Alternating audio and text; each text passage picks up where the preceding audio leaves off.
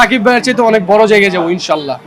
মোটামুটি 10টা cinema release হলে ধুমধারাক্কা মানে ধুমধাম করে পুরো ইন্ডাস্ট্রিকে জানিয়ে বিয়ে করে ফেলবে।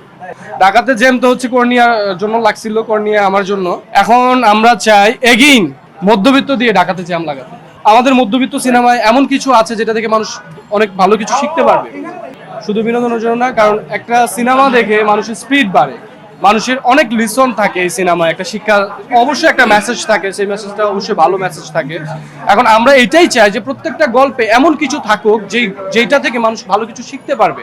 আমি মিডিয়াটাকে ভালোবাসি, আমি অভিনয়টাকে ভালোবাসি। সো এই অভিনয়ের প্রতি ভালোবাসা থেকে আমি আমার বাসা ছেড়ে চলে আসি 2009 সালে। সাকিব ভাইয়ের সবগুলো ছবি দেখা হয়েছে, শুধু দরদটা দেখা হয়নি। না, ভাইয়ার সাথে আমাকে তুলনা কেন করছে, কারা করছে আমি জানি না। যারা করছে তারা না জেনে করছে, না বুঝে করছে। বিকজ আমি বরাবরই বলে এসেছি সাকিব ভাইয়ের জায়গাটা অনেক অনেক উপরে। উনি এত বছর যাবত ইন্ডাস্ট্রিতে আছেন, উনি ওনার দক্ষতা দিয়ে, উনি ওনার ট্যালেন্ট দিয়ে আছেন।